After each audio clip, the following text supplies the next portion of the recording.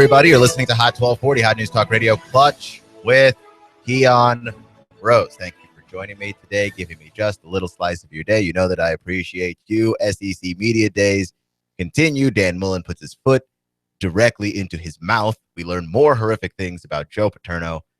And an NFL wide receiver gets himself hired to a job. Former NFL wide receiver, I should say, gets himself hired to a job via Twitter. We will talk about all of those things and more today on the show. But firstly, let's talk about the platforms. Where could you reach us? Where can we find you? I highly recommend Facebook, Twitter, and YouTube. You can get to all of our social media links on our magnificent website, hotnewstalkradio.com. You can click on the YouTube link, take you to YouTube, where you can catch all of our archived episodes. Every single local show that we do is streamed live on YouTube, and you can check out the episodes later.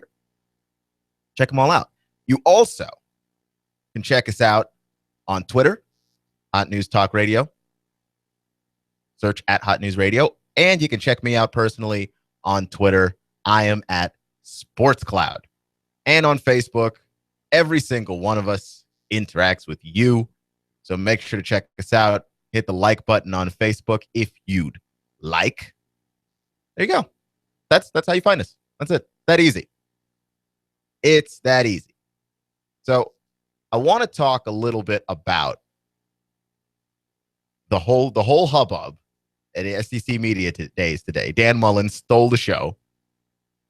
Butch Jones talked and said Butch Jones things. He's still who he is. He's gonna be dry and keep everything as boring as humanly possible. And it's to his advantage to do that as a college football coach. Like the less attention you draw to yourself, the more you gain.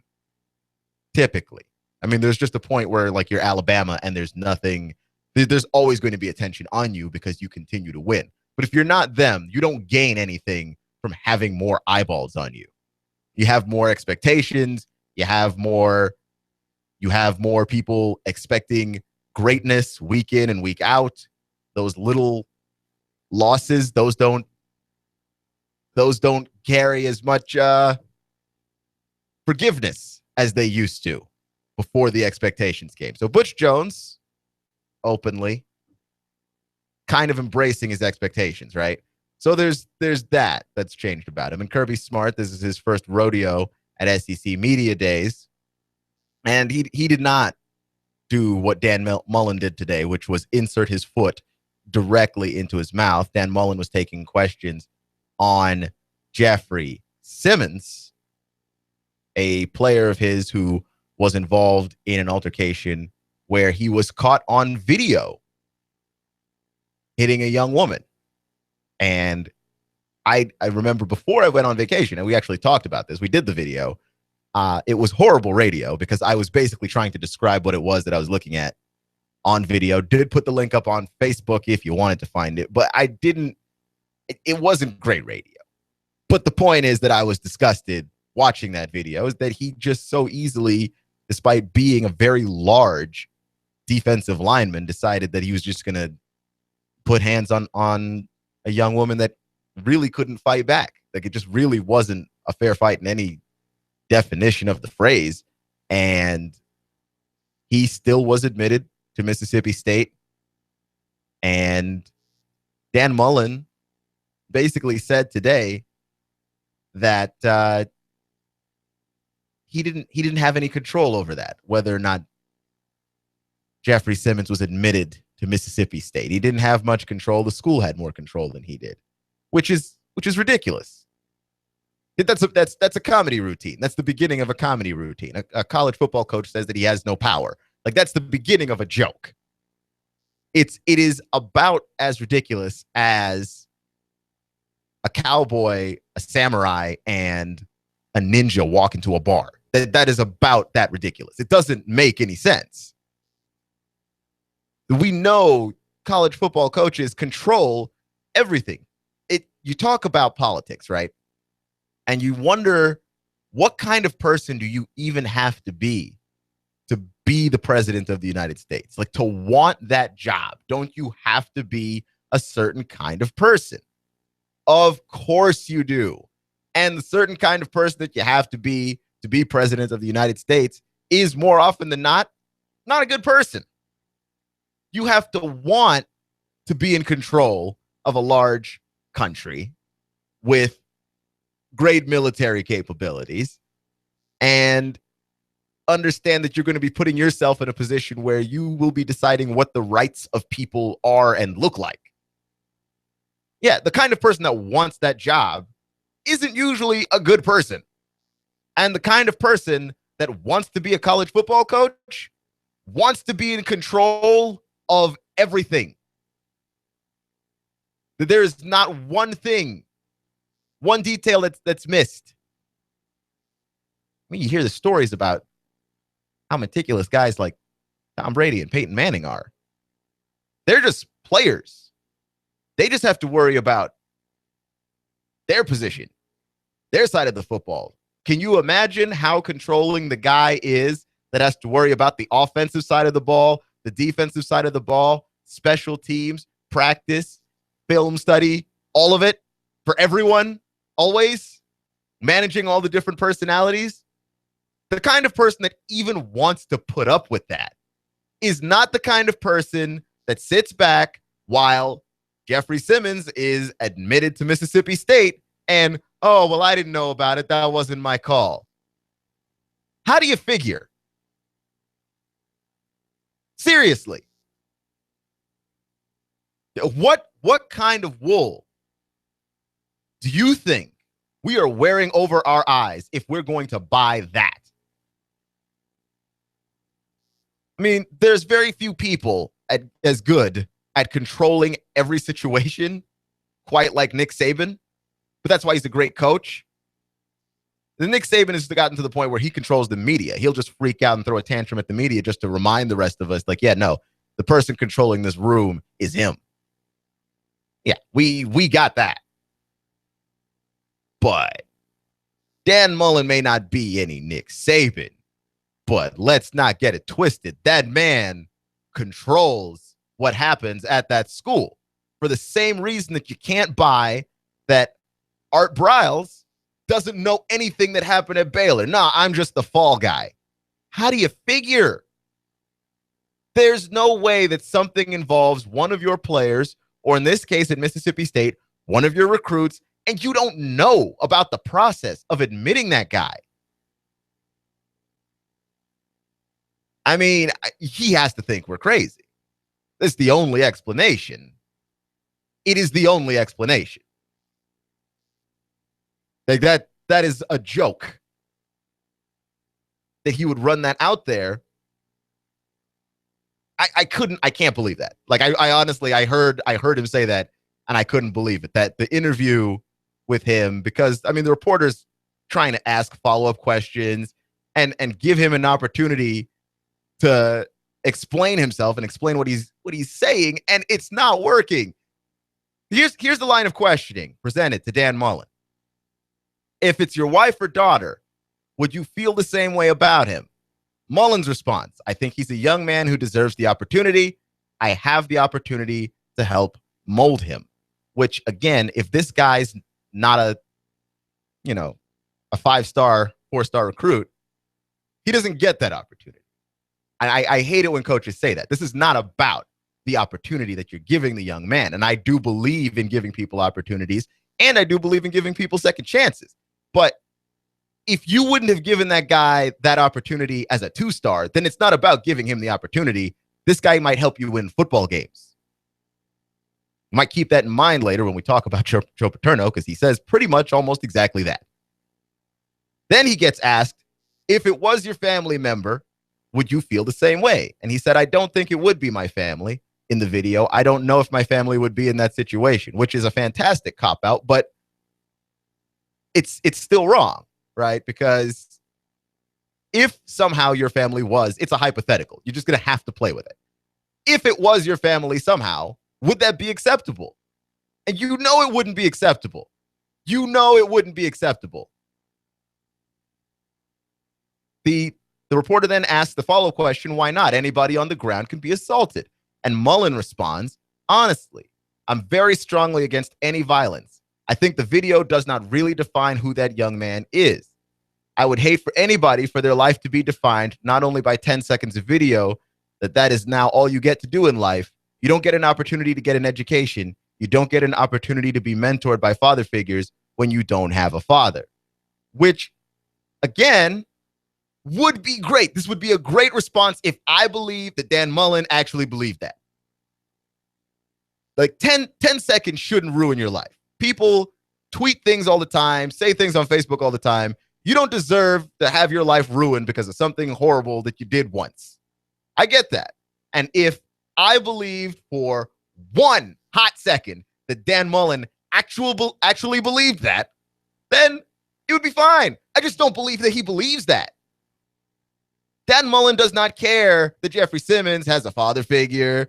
I don't think that Dan Mullen cares that whether or not Jeffrey Simmons has an education, unless that education is at Mississippi State with him playing football and winning Dan Mullen football games with an opportunity to extend his contract. That changes the scope there. You have something to gain from this young man doing all of those things. Because if he couldn't give those things to you, he's not getting an education.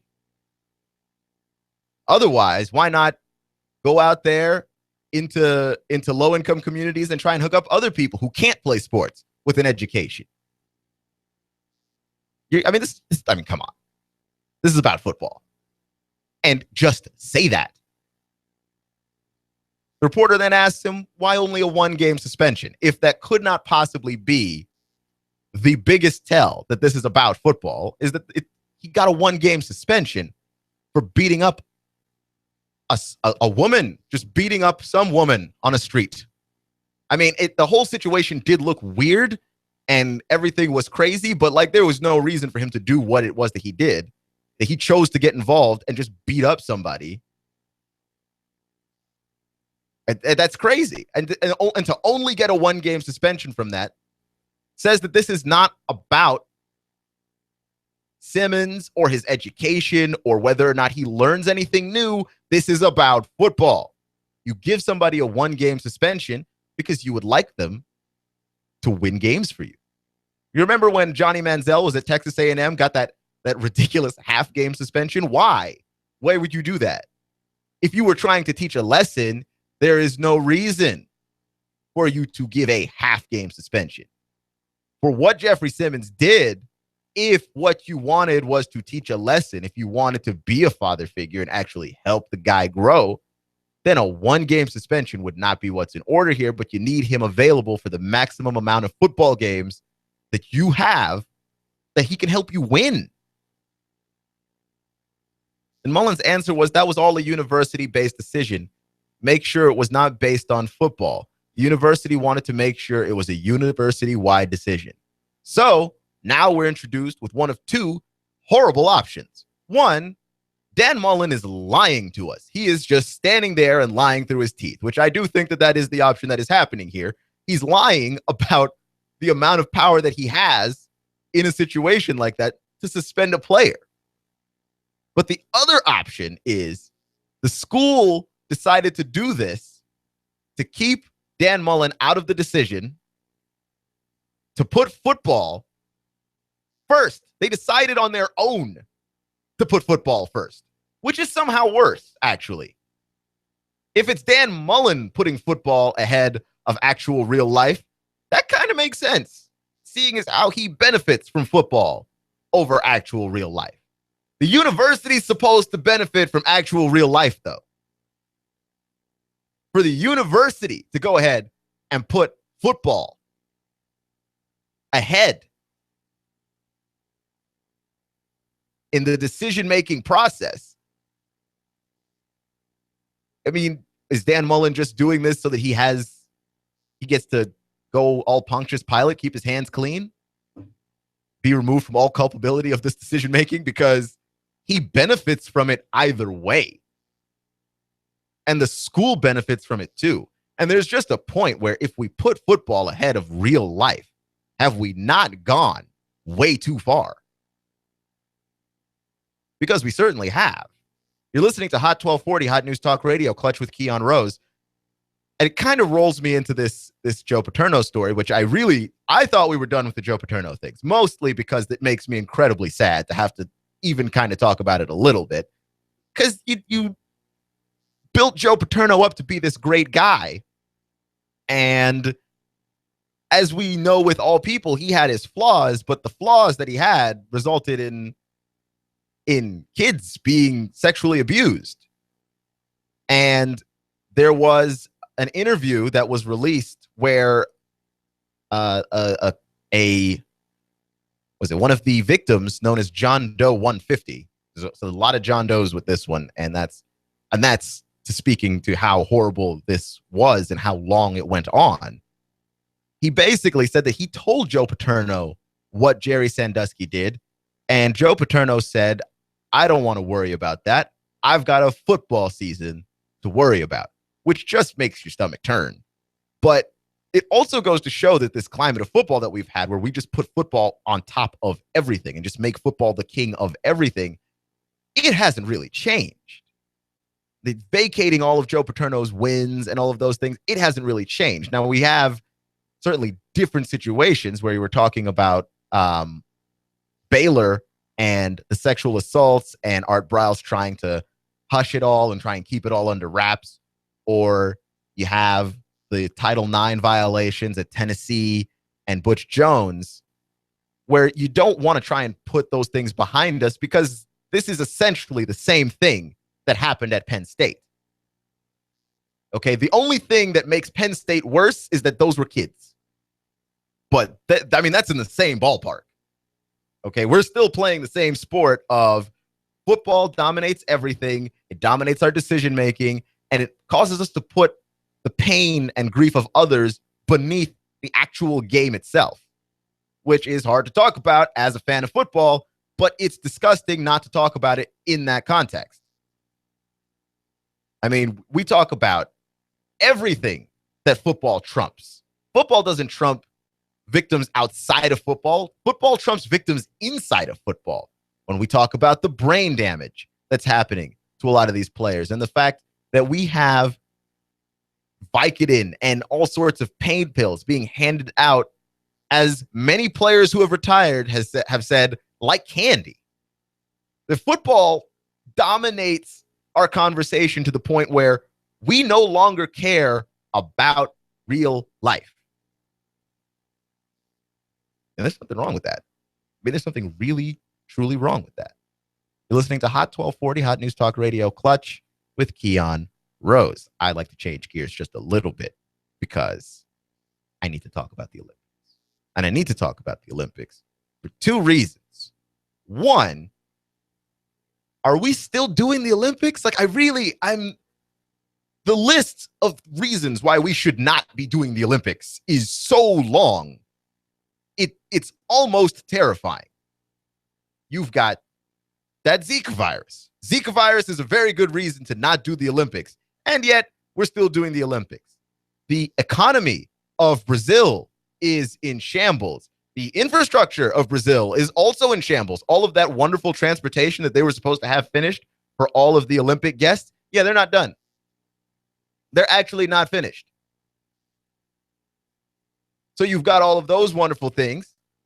The police may go on strike in Brazil. So you've got that too. Politicians aren't sure what to do. How are we still doing the Olympics? Like, is this really the best thing for the nation of Brazil, and specifically the city of Rio, to have the Olympics? Because I don't think it is. In fact, I know it isn't. We really need to stop this. And then you have the number of athletes either pop for steroids and not coming, or just flat out deciding that all of the things that I just mentioned aren't even worth the risk of going through to participate in the Olympics. It's not even worth it. And you got the Golf Channel criticizing Rory McIlroy for saying that he wasn't going to participate in the Olympics. And then also that he wasn't going to watch golf in the Olympics. He was going to watch, the real stuff in the Olympics. How is that something that you can criticize him for? Honestly. Everybody watches the real stuff in the Olympics. You watch track and field 100-meter because that's the king, and then you watch swimming. And maybe you might watch some of the diving stuff. I mean, that's it. That's all that you watch the Olympics for. Nobody sits down and watches wall-to-wall coverage of the Olympics. And if you can't tell me the last golf gold medalist in the Olympics, you don't watch it either. You're listening to Hot 1240, Hot News Talk Radio Clutch with Keon Rose. More talk next.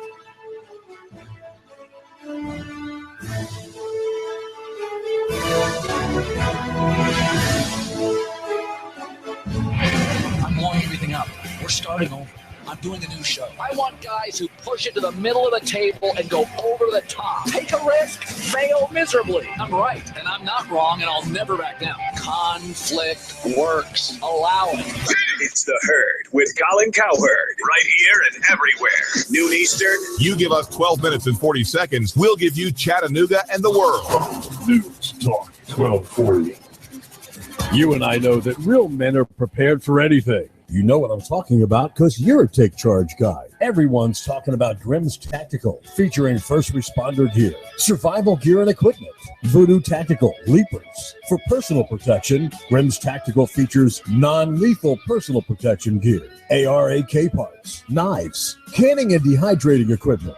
If you hike and camp, Grimm's Tactical has got what you're looking for, bags and packs. And for your side piece, concealed carry holsters for men and women. Plus, Grimm's Tactical carries a wide variety of freeze-dried food. Wise Mountain House, Backpacker's Pantry, Grimm's Tactical, where law enforcement shops, Safari Lane, Blackhawk, 511. First responder gear at Grimm's Tactical. Grimm's Tactical, 8115 East Brainerd Road, in the shopping center next to the Walmart Marketplace. Look for the Mighty Mini U-Haul office. Grimm's Tactical is right next door. Grimm's Tactical, 8115 East Brainerd Road. Finding just the right place to live can be a daunting task. Stop your search. In Chattanooga, the place to live is Cross Creek Villas for under $1,000 and available for immediate move-in. You can enjoy this 2-bedroom split layout, over 1,000 square feet, 9-foot ceilings, an extra-large patio or balcony. And don't forget to ask about their preferred employer program. Cross Creek Villas is a gated community, offering a 24-hour fitness facility, a beautiful pool and hot tub, and Cross Creek Villas is pet-friendly. Stroll the pet park with your best friend and enjoy the free use of their business center and clubhouse. Plus, if you mention you heard this on the radio, your application fee is free. Cross Creek Villas, close to downtown off of Highway 58. Go to crosscreekchattanooga.com. That's crosscreekchattanooga.com or call 894-0446. That's 894-0446. Redefine the way you live at Cross Creek Villas. Go to crosscreekchattanooga.com or call 894-0446. Cross Creek Villas. Becoming fair out there through the nighttime hours. Muggy overnight, lows 70 to 73.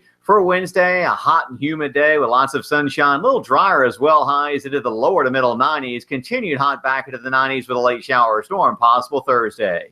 Tired of the pressures and hassles of car shopping? Come see one more people are making the short drive to Jackson Chevrolet Buick GMC in Lafayette or online at jacksongm.com. That's Jackson Chevy Buick GMC in Lafayette. And I'm 1412 Chief Meteorologist Patrick Core. On AM 1240, Hot News Talk Radio.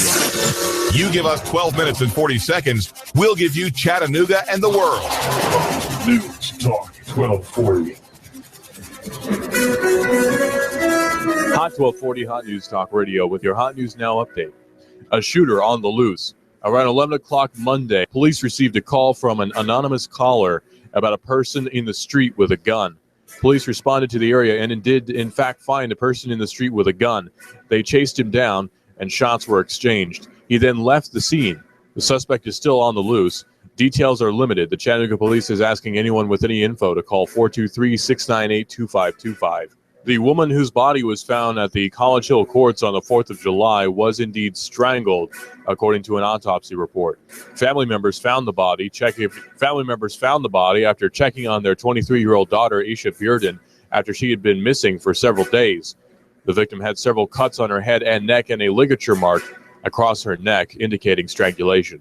12 fire companies are on the scene of a warehouse fire downtown East 18th Street. It was set to be demolished, but not this way. If it's going on in the Tennessee Valley, it's going on Hot 1240 Hot News Talk Radio. Hot News Talk 1240.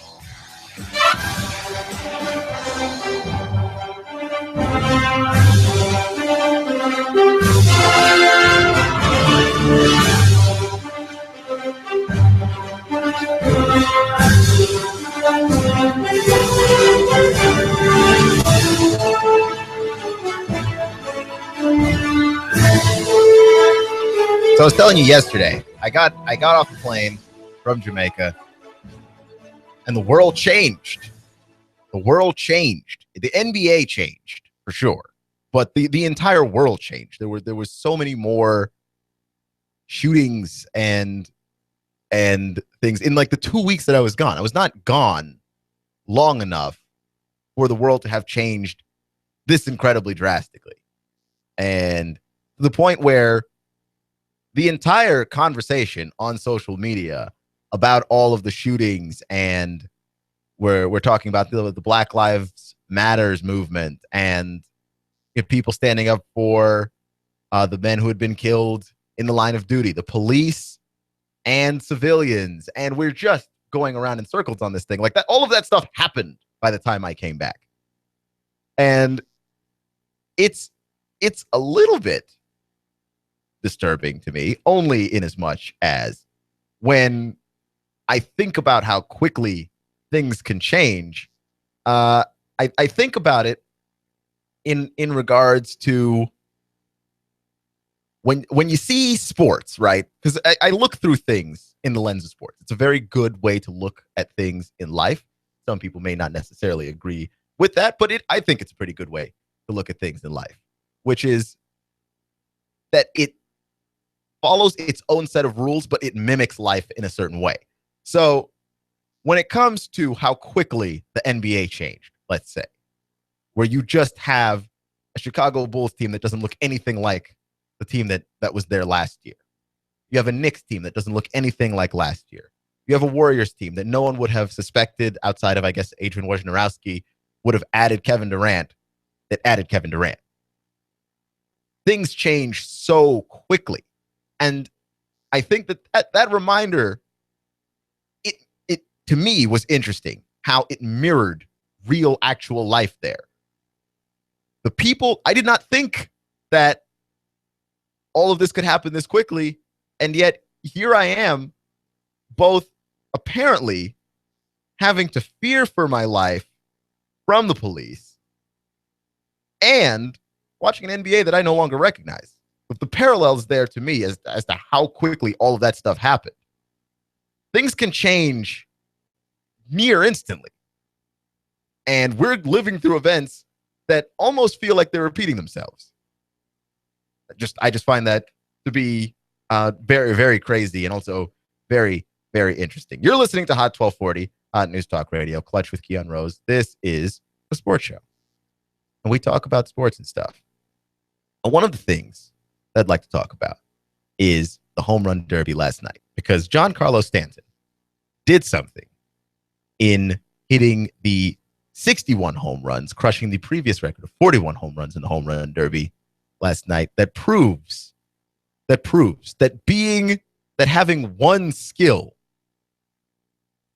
is not helpful. Because Giancarlo Stanton has one skill as a hitter. And I think we all know what that one skill is. That man can murder a baseball. When he makes contact with the ball, it's leaving the yard. Okay? The problem with Giancarlo Stanton, because I don't know if you've seen his numbers this season, they're not good. He's not hitting well, and over the last month, he's been in something of a slump. The thing with Giancarlo Stanton is if you pitch around him, you're fine. And by that, I just mean throw a pitch that's not a fastball. He attacks the ball with the same bat path every single time. And that is not helpful. And I don't know if he needs a hitting coach. Like, I don't know what's the name of the hitting coach that got into Daniel Murphy's ear that just turned that guy into Superman. But if you could get somebody like that on a Giancarlo Stanton, he would be unstoppable. He's the typical guy, like when you talk about people in the NBA where, they're strong and they're super athletic and physical, and go, oh yeah, if that guy ever had a jumper, could you ever beat him? Probably not. If Giancarlo Stanton could learn to see the ball, like really see the ball, he'd be my Trout. The dude's incredible when it comes to hitting a ball. Like when he hits the ball, I think his speed got clocked earlier this season. The ball leaves the park at 121 miles an hour. That's a punch in the face you don't even want. Giancarlo Stanton is a monster that can only do one thing, which is hit the ball really hard. Unfortunately, he doesn't hit the ball very often. And I'm excited a little bit for the All-Star game. I've changed my mind, I think, on the All-Star game for Major League Baseball, because Major League Baseball used to be the one All-Star game that I liked. It's the one game where guys try, right? Like historically, guys will try for baseball's All-Star game in a way that you only see in the fourth quarter of the NBA's All-Star game, and in a way that you never see in the Pro Bowl. The Pro Bowl is possibly the worst of the All-Star games. Nobody ever tries. I don't know what you're supposed to do there when you're watching that, what the point of the Pro Bowl is. I mean, they have tried everything to make that more interesting. The one thing that they did in baseball was have the World Series affected by the winner of the All-Star game, which I used to love. Like, I used to be on the side of that. Like, yeah, this is a reason this game kind of matters for some people. I mean, for goodness sakes, the American League has 4 Boston Red Sox on their starting teams. I mean, 4 Red Sox, that's a team that really could make it to the World Series and would like to have home field advantage going in. But I'm changing my mind on this. I find that I'm coming around on this. A lot of the guys represented, like, home field advantage in the World Series kind of doesn't affect them at all. And then the guys who it does affect, you get gypped based on an All-Star game. It's an exhibition game. It really doesn't matter and shouldn't have any meaning whatsoever. And we've forced the meaning of the most important possible 7 games of the season on one game. That's an exhibition game involving players that may not see the World Series in baseball, which baseball is possibly the worst sport for small sample sizes. Am I wrong on that? Like, if I watched a game and one team beats another team and it's basketball, I don't necessarily need to see a 7-game series to know who was better. 7-game series will make that more definitive for you, but you don't need 7 games. The NBA used to play a best 3 out of 5, and I still think that they should do that in the first round, because the first round of the NBA playoffs is insufferable and it's long and it's annoying, and I can't do it. Wake me up in the second. But at least you can see a situation where, 3 out of 5, like, I can actually see that and understand this team is just superior. You don't get that in baseball. You need a 7-game series. Like, that's the only sport where that makes sense. Like, even their wild card game, you just feel so sorry for the team that shows up and loses that game, because it's usually the Pirates. If it's the National League we're talking about, it's usually the Pirates. And it's usually because the Pirates don't have one great pitcher that'll just dominate your soul and continue moving. The Pirates play well enough that they could beat you in 7 games, but they never get 7 games to beat anybody. You need 7 games in baseball. Baseball is the worst sample size sport. You just have a guy that gets hot one night, and that's it. Where you need all of this data that gets compiled in baseball, it's so accurate because they play 162 games, and then they play 7-game series every round of the way up until the World Series. You know what I mean? It's a little unfair that home field advantage, which is a pretty big advantage in baseball because your pitcher is the guy that's really going to carry the day. Your pitcher. And he can be affected by the differences in the park. I mean, you've got parks that are hitters' parks and pitchers' parks. Like, this isn't just crowd stuff. This is, if your park is a pitcher's park and you don't have home field advantage, and you're a team built around pitching, This is obviously a problem, and it was decided by an exhibition game in July. It's a little absurd. It's very absurd, quite frankly. It's very, very, very absurd. And it's one of the things that maybe, despite the fact that we've been cool with it for so long, maybe baseball should consider changing that a little bit. You're listening to Hot 1240, Hot News Talk Radio, Clutch with Keon Rose. I want to jump to the NFL. The NFL typically at this point in the year doesn't have anything worth talking about. Like, we haven't even started actual training camp yet, where we've just come out of the OTAs and everything. But I want to talk about this story because it's a social media story, and I just think it's interesting the ways that social media change sports and how sports are in social media. Because it just used to be when social media and sports mix, it never ends well. It never ends well. And now sometimes it ends well. I mean, sometimes it still doesn't. Brent Grimes, cornerback for Tampa Bay Buccaneers, his wife on Twitter, like, that still doesn't end well, ever. Still not ending well. Like, anything that she says, not ending well. It's crazy to me that the two of them haven't sat down and had a conversation about things that you can and cannot say on Twitter. The fact that you can't say anti-Semitic stuff on Twitter, you just can't do it. You just can't do it. They haven't had that conversation. And this isn't on the sexist line of you need to get your woman under control. Like, no, just as a family, have that conversation that just, honey, you're ruining things for me. My life and my livelihood are attached to people's perception of me, and you continue to tweet things that make that perception look negative and make the amount of money that I stand to make less. Like, that should be a conversation that you should have with your wife, and a conversation that she should listen to, if not only selfishly, because the amount of money that you make, she benefits from. I don't understand that they haven't had that conversation. But sometimes things end positively, or at least not negatively, in social media, right? You have Von Miller and the Broncos negotiating the contract, and Von Miller is taking to Twitter to say, like, look, I don't want to diss the Broncos organization. I don't want to diss the fans, but I'm not signing that franchise tag. I don't like it in football. I don't like it at all. I think it's a big problem for the league, and I'm not signing it.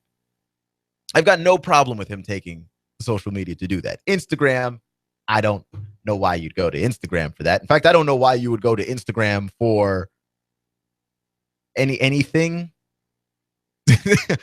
I'm not a big Instagram person. But Facebook and Twitter are places where you commonly type words. I would have gone to those social media, but those are the ones that I like, I guess. I go to the ones where you use words to communicate. Instagram is for pictures. And why would you go to Instagram to say all of this? I have no idea. None whatsoever. But he did, and I have no problem with him taking to social media with that particular message. But does anybody remember Chad Ochocinco? Because I forgot that he existed. And he popped up again because he was looking for a job. He wanted to look for some kind of coaching job. I don't know if he just misses the game and wants something to do, needs the money. Not sure what the deal is there. But he was looking for a coaching job, and he wanted to be a receivers coach for the Browns. And had a Twitter conversation with the Browns, tweeted at the Browns organization on Twitter if they had any job openings and if they'd be willing to hire him. After wondering out loud, also on Twitter, if he shouldn't just go to the Browns and ask them if they had a position, what's the worst that they could say? And it worked. He's headed to Cleveland to be an assistant coach, to be an assistant wide receivers coach. And a part of me is a little taken aback. Like, this actually works? Like, you can do that?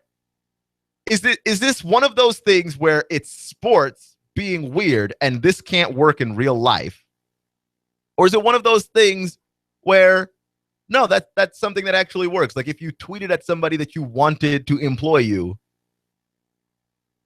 they would just actually do it. They would just say, hey, you know what? This person's a go-getter. They made sure to hit us up on Twitter and we'll hire you. Because I've heard stuff like that before where people have been hired for using social media. But the jobs that they were applying for were specifically social media related jobs. So using social media to get yourself hired for a job using social media, that makes sense. Using social media to get hired for a job where you coach football flies in the face to me of conventional wisdom that you couldn't have just called them on the phone. Yeah, I mean, they have the number of the team on the website. You could just call them up. Sure, you'll get receptionist, secretary, somebody, not anybody important.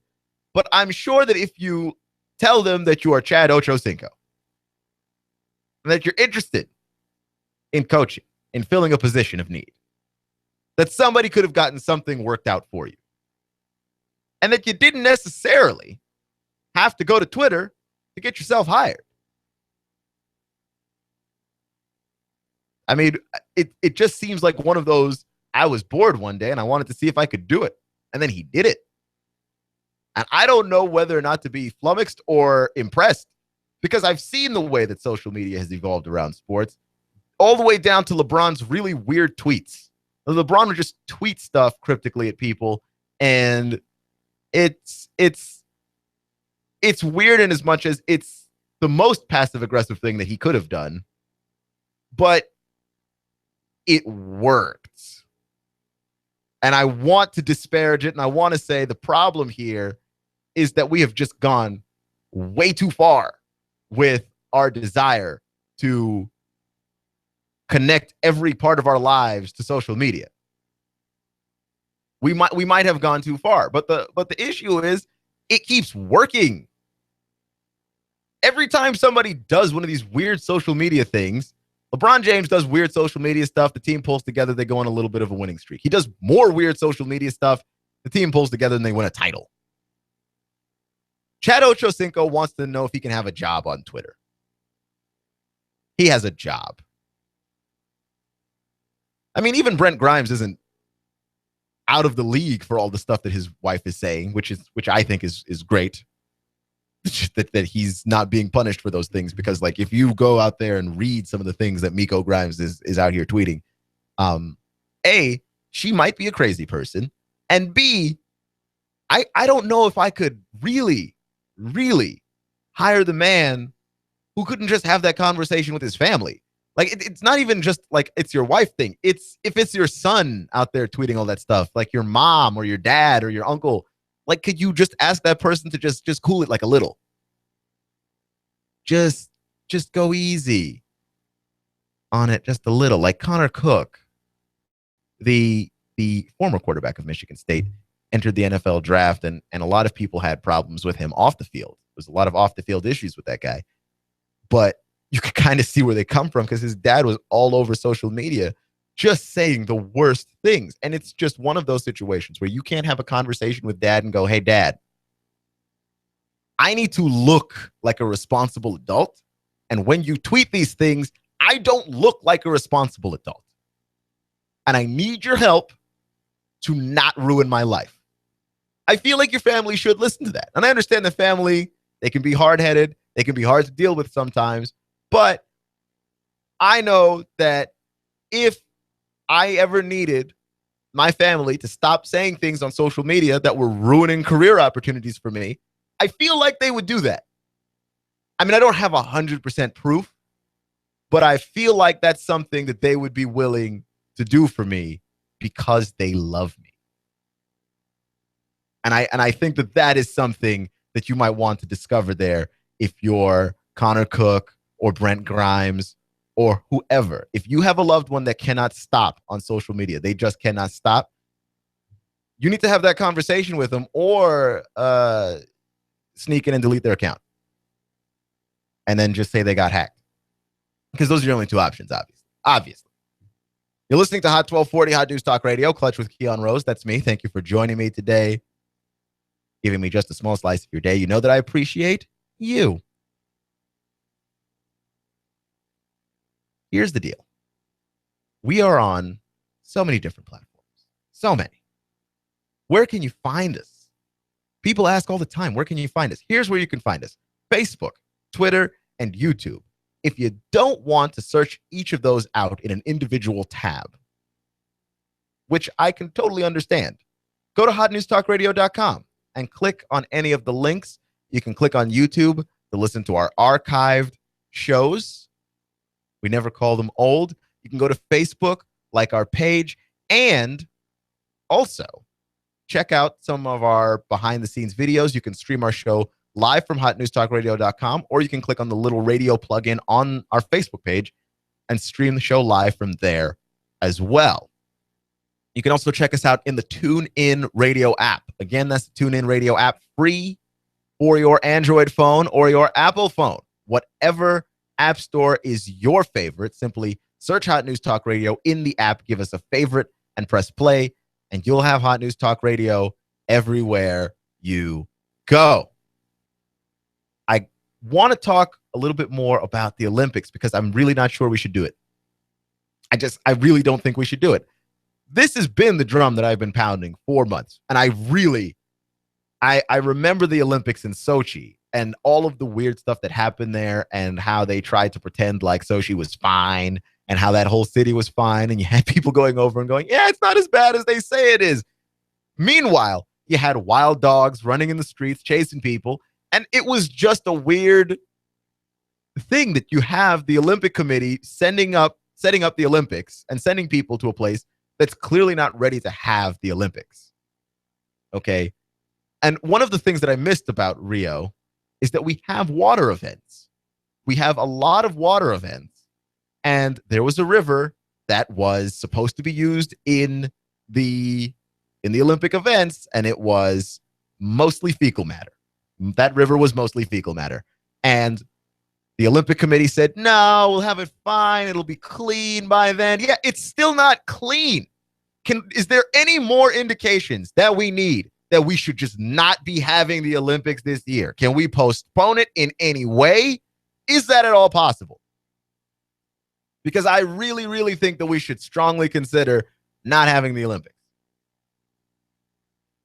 Make sure to check out Russell Stroud, our news director, and myself on Thursday. After this show, there will be another show called Two Millennials Talk, where we just more or less ham it up on the air. And it's been a few weeks since we've been on because obviously I was gone. But it's decently liked. But if you talk about missing the target demographic, that's us in that show. But we try and cover a variety of topics very interestingly. And speaking of people who cover a variety of topics very interestingly, coming up next, Free Talk Live. Remember, it's not how you start, it's how you finish. Stay clutch. And I'll see you in 24 hours.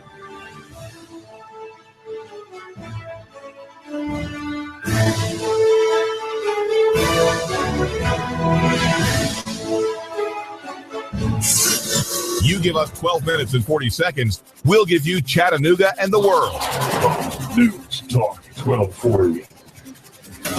Trigger Tuesday is an exciting prospect at Shooter Supply and Range in Hickson. Hold your breath and squeeze. Shoot.